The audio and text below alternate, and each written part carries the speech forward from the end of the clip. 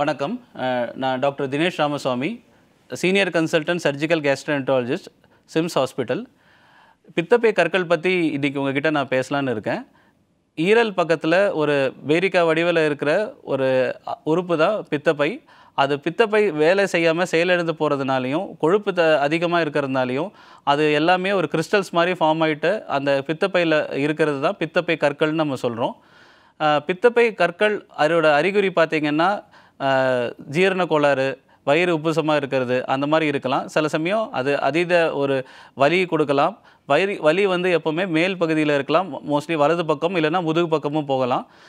கொமட்டல், வாந்தி இதுவும் அது அறிகுறியாக இருக்கலாம். அதே இது காம்ப்ளிகேஷன்ஸ் ஆச்சு அப்படின்னு சொன்னாக்க மஞ்சக்காமாலை, காய்ச்சல் அந்த மாதிரி பிரச்சனைகளும் நம்ம வரலாம்.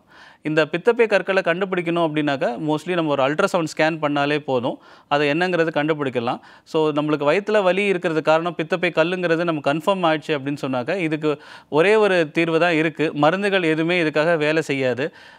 கண்டிப்பாக ஆப்ரேஷன் தான் இதுக்கு ஒரு நிரந்தர தீர்வாக இருக்கும். நுண்துளை மூலமாக, அதாவது லேப்ரோஸ்கோப்பின்னு சொல்கிறோம், அது மூலமாக இந்த பண்ணி இந்த பித்தப்பையை கல்லோடு சேர்த்து பித்தப்பையும் எடுக்கிறது தான் இதுக்கு நிரந்தர தீர்வு.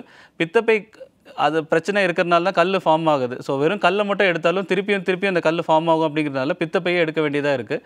ஒரு செயலிழந்த உறுப்பு தான் நம்ம எடுக்கிறோம். அதனால் ஆப்ரேஷன் பண்ணதுக்கப்புறம் பின்னாடி எந்த பிரச்சனையும் நம்ம எதிர்பார்க்கறது கிடையாது. ஈரல்லேருந்து அந்த பித்தம் வந்துக்கிட்டே இருக்கிறதுனால நம்ம ஜீரண கோளாறு எதுவும் பிரச்சனை இருக்கக்கூடாது. அதனால் ஆப்ரேஷன் முடிஞ்சதுக்கப்புறமும் நம்ம நார்மலாக என்ன உணவு உட்கொண்டோமோ அதை நம்ம கண்டினியூ பண்ணலாம். பித்தப்பை கற்கள் பற்றி அவசியம் எதுக்காக சொல்கிறோம் அப்படின்னாக்கா, இப்போ அவசர சிகிச்சை பிரிவில் எமர்ஜென்சியில் ரொம்ப சாதாரணமாக பார்க்குற ஒரு நோயாக ஆகிப்போச்சு.